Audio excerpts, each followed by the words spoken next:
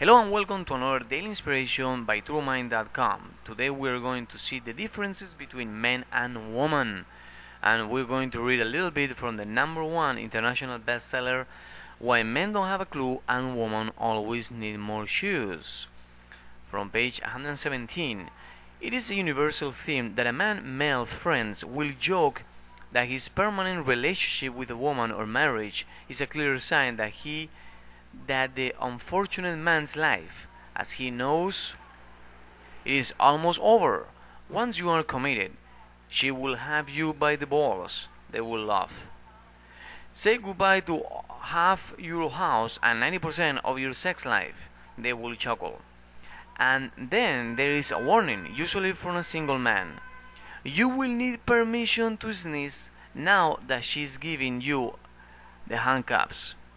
While many men claim that commitment means they will lose all their freedom, it's hard to work out which precise freedoms they are talking about.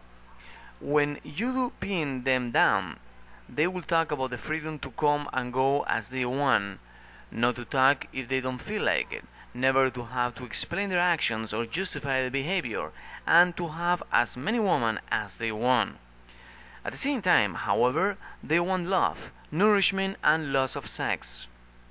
In short, they want it all. And how many men today could possibly claim they have ever had it all, quite apart from having lost it all?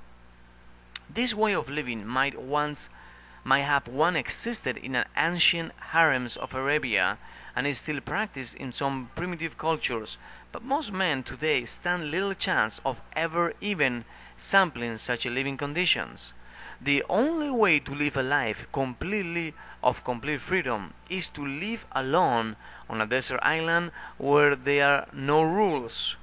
Being in a relationship is like getting a driver's license. If you want to be a motorist, you must learn the road rules and follow them, otherwise you will always be a pedestrian.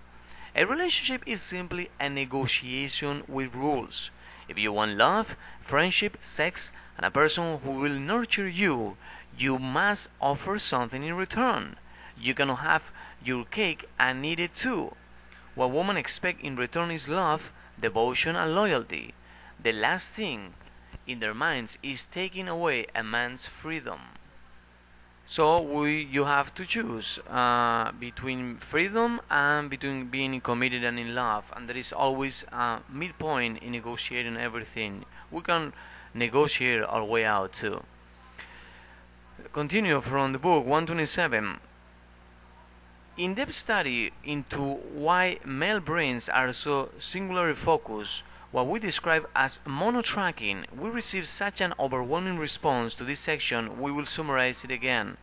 Most women cannot understand why men only seem to be able to do one thing at a time.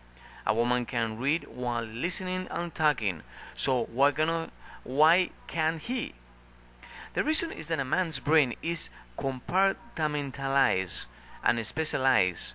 In simple terms, it's as though he has little room throughout his brain, and each room contains at least one main function that operates independently of the rest.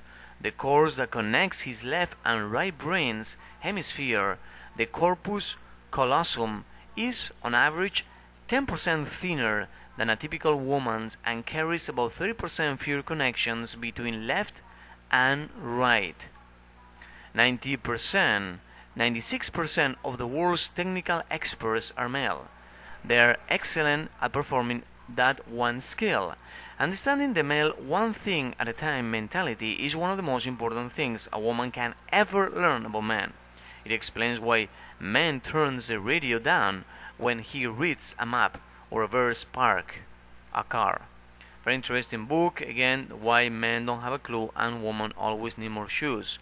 Men tend to be monotracking. They like to do one thing at a time, and women are multitracking, and that's the major difference between a man and a woman. Again, this has been another daily inspiration by turbomind.com. You can go to turbomind.com or simply register to this podcast on youtube.com. Have an excellent and a prosperous day.